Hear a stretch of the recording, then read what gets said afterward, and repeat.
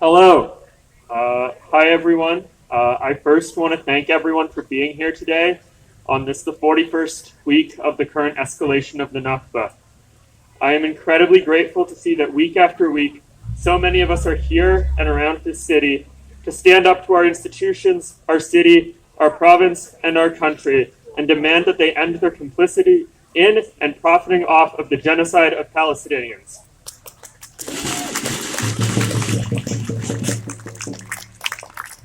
From the outset of the People's Park at UVic, we, the people of the park, have remained steadfast in our solidarity to Palestine and direct in seeing our 5 demands be met by the University of Victoria.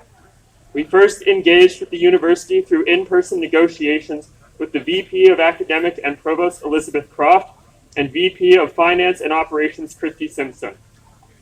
It was clear from the first of our 3 meetings with them in May that these 2 people had put aside their humanity and instead took up the tools of colonialism, patriarchy, and the belief that they're in a position to opt out of politics and the state of the real world that underpinned the operations of the University of Victoria.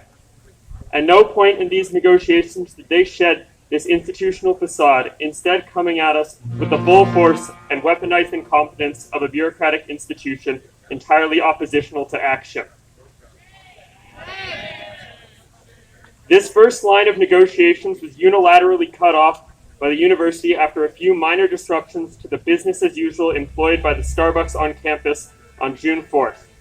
A few weeks later, on June 21st, negotiations resumed between us, the People's Park, and the university's vice president and Kevin Hall through a third-party negotiator, with their only mandate of us being that we would not make the knowledge of this new line of negotiations public.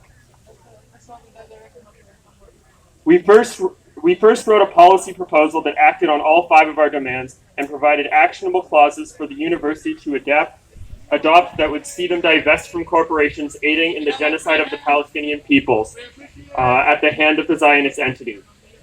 Through this process, this initial document would be exchanged with admin through this mediator, where the university admin would edit the document to be given back to the People's Park, where this process of exchange would repeat until we both could reach an agreement.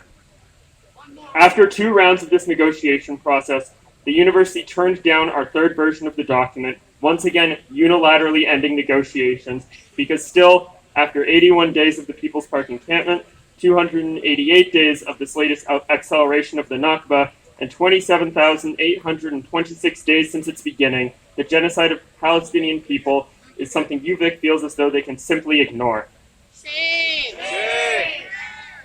Since October 7th, this university has not only turned its back on the 187,000 Palestinians murdered in Gaza by the State of Israel, facilitated by the tens of millions UVic maintains through their investments and cultural legitimacy they lend to the Zionist project, by allowing their irredeemable actions to not be held to public nor institutional account. Over the past few weeks, we have seen our friends at these so-called educational institutions across Turtle Island be victims of repressive colonial tactics, including baseless, exorbitant lawsuits, court-ordered injunctions, and police violence. Our friends in Ottawa and Guelph were threatened with the same tactics used to dispel the University of Toronto and University of Waterloo encampments. Our friends at McGill University and Memorial University had their encampments raided by the police and torn down. And just up island in Nanaimo at Vancouver Island University, we have seen these tactics employed, as well as lawsuits publicly naming specific members of their encampment. As you may know, this morning, the People's Park have been given a trespass notice to vacate the campus to be enforced at 8 a.m. Monday, July 22nd. Across Turtle Island, this has been the common precursor action to the deployment of the repressive colonial tactics our friends at other encampments have been victim to. Given everything that has occurred over this past week, we will be canceling our community gathering this evening. However, increased numbers at the camp are appreciated as we prepare to combat these escalatory colonial forces. Please stay tuned for additional information that will be spread through our Instagram, as it is our best line of communication.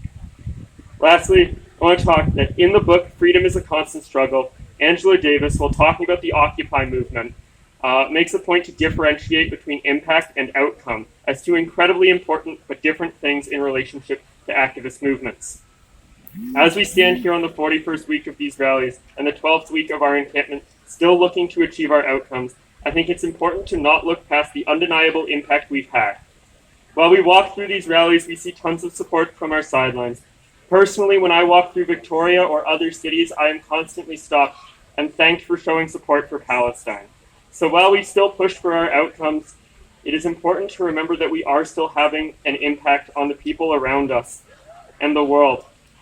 And looking at Windsor, they reached a historic deal to divest from genocide. Looking at the ICJ ruling we just had, that's been talked about. Looking at the blockade imposed by the Yemeni people, we are seeing these outcomes start to appear.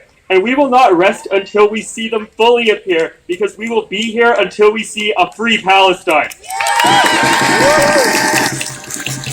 Free, free Palestine! Free, free Palestine! Free, free Palestine! Free, free Palestine! Fight! Resist! Palestine still exists! Fight! Resist!